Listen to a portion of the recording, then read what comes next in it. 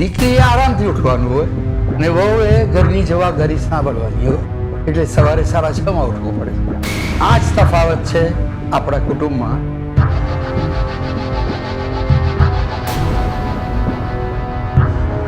આ એક family matter છે.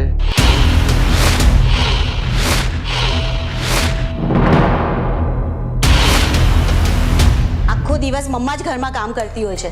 તમારા દાદી અને તમારા આંટી આખો દિવસ શું કરે છે?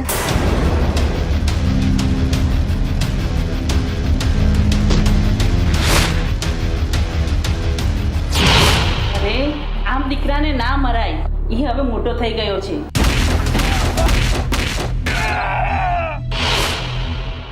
Here is magic. Happy anniversary. સાથ તારો મળ્યો ને હું ખુશ થઈ ગઈ. અધૂરી હતી પણ હવે પૂરી થઈ ગઈ. સાથ તારો મળ્યો ને હું ખુશ થઈ ગયો. અધૂરો હતો પણ હવે પૂરો થઈ ગયો.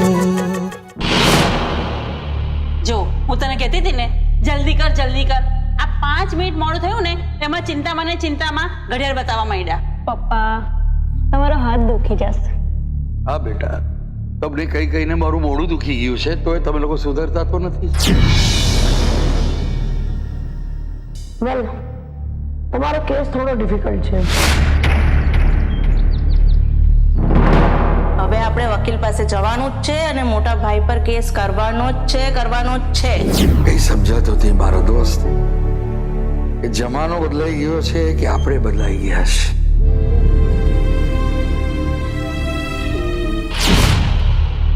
તારા પપ્પા તો વકીલોના વકીલ છે.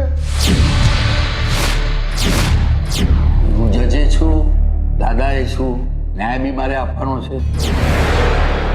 એક સફળ પુરુષ પાછળ એક સ્ત્રીનો હાથ હોય છે.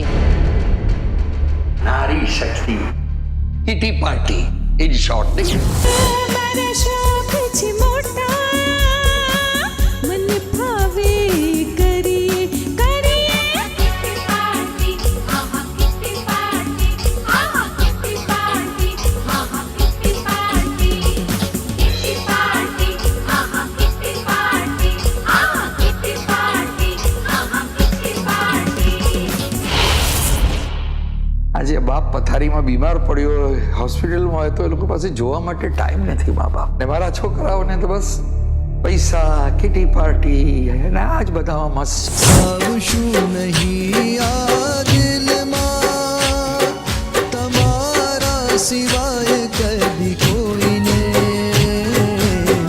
કહું છું સોગંદ થઈને. કહું છું સોગંદ થઈને. મારા કુટુંબોને એટલું જ કેવું છે, મારા જે અહીંયા બેઠા છે, કે ઘર ખાલી દિવાલો, ફર્નિચરો અને એર કન્ડિશનરોથી નથી બનતું. એ બને છે એક સ્નેહ અને પ્રેમથી.